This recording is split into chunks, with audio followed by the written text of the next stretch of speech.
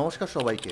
Recently the print পত্রিকায় একটা 5ই June একটা খবর পাবলিশ হয় এবং যেখানে দেখা যায় যে হাইকোর্টের একটা যুগান্তকারী একটা ডিসিশন কিন্তু আসে। প্রথমে আমরা এই কেসের পটভূমিটা দেখে নিই, তাহলে আমাদের পুরো ব্যাপারটা বুঝতে সুবিধা হবে। তো এক্ষেত্রে রয়েছে একজন মা এবং তার শিশু অথবা তার যে মাইনর সন্তান রয়েছে। এবার তাদের একটা প্রপার্টি রয়েছে এবং সেই প্রপার্টি নিয়েই কিন্তু যত সমস্যা। এই যে এই প্রপার্টিটা কেনা হয়েছিল 1957 সালে। 1957 সালে প্রপার্টি কিনেছিল শিশুটির পিতামহের পিতা।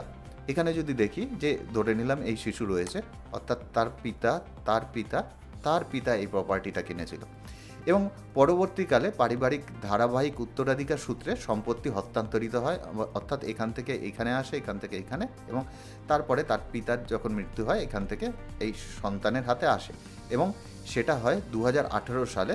শিশুটির বাবা বাসুদেব চক্রবর্তীর মৃত্যু হয় এবং শিশুটি একটি অবিভক্ত অংশের অংশীদারি হয়। অর্থাৎ এইখানে শিশুটির সাথে সাথে কিন্তু তার মাও রয়েছে। যেহেতু দুজন লিগাল ইয়ার রয়েছে, সেহেতু কিন্তু সে এবং তার মা দুজনে এই প্রপার্টির উত্তরাধিকারী হয়। এখন 2022 সালে তার মায়ের মনে হয় যে কোনো কারণবশত, হতে পারে তাদের আর্থিক অবস্থা খারাপ হয়ে গেছে অথবা যে প্রপার্টিটি রয়েছে সেটার অবস্থা খুব একটা ভালো নেই, যে কারণে হোক না কেন সেই প্রপার্টি আবার রিডেভেলপমেন্ট করতে চায় এবং চুক্তি অনুযায়ী যে দেখা যায় যে প্রথম তলার প্রায় 399 বর্গফুট, প্রায় 400 ফুটের একটা ফ্ল্যাট সেই বাচ্চাটি পাবে, তার সাথে সাথে 10 লক্ষ টাকা পাবে এবং মায়ের যে ভাগ রয়েছে সেটা আলাদাভাবে রয়েছে, এখানে উল্লেখ করা নেই। এবার শিশুটির মা শেফালি চক্রবর্তী তিনি কিন্তু HMGA ধারার 4-এ দার্জিলিং জেলা আদালতে আবেদন করেন যাতে এই সম্পত্তির রিডেভেলপমেন্টের জন্য অনুমতি দেওয়া হয়। এক্ষেত্রে অনেকেরই একটা প্রশ্ন থাকতে পারে যে HMGAটা কি। HMGA হলো Hindu minority and guardianship act, অর্থাৎ যে কোনো শিশু সন্তান এবং তাদের ভবিষ্যৎ সুরক্ষিত করার জন্য তাদের গার্ডিয়ানশিপ নিয়ে যে অ্যাক্ট তৈরি হয় সেটাই হলো HMGA। এবং এখানে উনি যখন জেলা আদালতে যান, জেলা আদালত কিন্তু খারিজ করে দেয় পুরো কেসটি এবং তার কারণ যেটা বলা হয় যে তার মা প্রমাণ করতে পারেনি যে এই যে লেনদেনটি হচ্ছে সেই লেনদেনটি স্পষ্টভাবে একেবারে শিশুটির জন্য লাভজনক।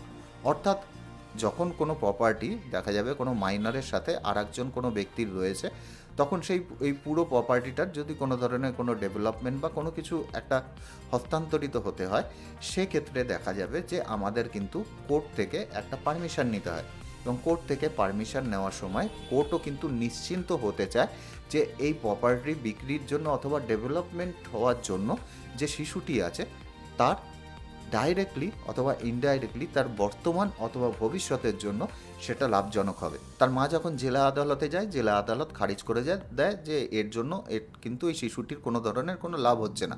এরপরে উনি হাইকোর্টে যান এবং হাইকোর্টও কিন্তু পুরো কেসটা খারিজ করে দেয়। কারণ একই, যে শিশুটির যে সুবিধা হচ্ছে সেটা সঠিকভাবে উনি হয় ব্যাখ্যা করতে পারেননি অথবা আদালত বুঝতে পারেননি, যেটাই কারণ হোক না কেন।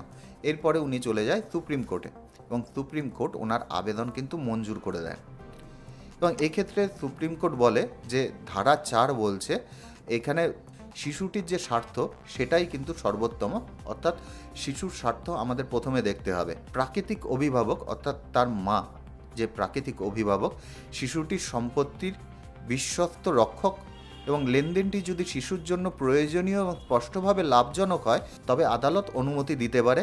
এবং এখানে কোর্ট যেটা বলে যে অবিভক্ত যে জমিটি রয়েছে এর থেকে যে নগদ অর্থ শিশুটি পাচ্ছে এটা তার বর্তমান অথবা ভবিষ্যতের জন্য বেশি লাভদায়ক হতে পারে।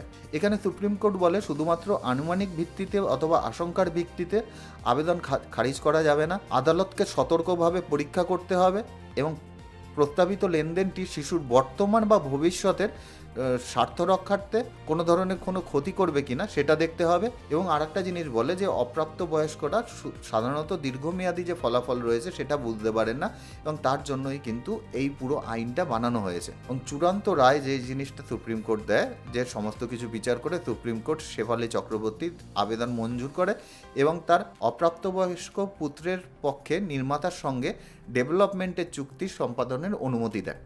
তা এই যে পুরো কেসটা রয়েছে, পুরো কেসটা থেকে আমরা একটা জিনিসই বুঝতে পারি যে যদি কোনো জয়েন্ট প্রপার্টি থাকে এবং জয়েন্ট প্রপার্টিতে দুজন ব্যক্তি থাকে, একজন মাইনর থাকে, তাহলে আমাদের প্রথমে তো কোর্টের মাধ্যমে পারমিশন নিতে হবে এবং সেখানে আমাদের প্রমাণ করতে হবে যে মাইনর রয়েছে, সেই মাইনরের কিন্তু কোনো ধরনের কোনো প্রফিট আছে, যে কোনো ধরনের প্রফিট হোক না কেন, হতে পারে তার কোনো ধরনের কোনো লোকসান হচ্ছে, সেই লোকসানটা এই ট্রানজ্যাকশানের মাধ্যমে এড়ানো সম্ভব, অথবা তার বর্তমান অথবা ভবিষ্যতে তার কোনো ধরনের কোনো প্রফিটের জন্যই এই যে ট্রানজ্যাকশান, এই ট্রানজ্যাকশানটা করা হচ্ছে, সেক্ষেত্রেই কিন্তু কোর্ট থেকে এই ধরনের পারমিশন পাওয়া সম্ভব। আশা করি ভিডিওটি থেকে আপনাদের অল্প কিছু হলেও ভ্যালু প্রোভাইড করতে পারলাম। সুজয় বৈদ্য, সাইনিং অফ।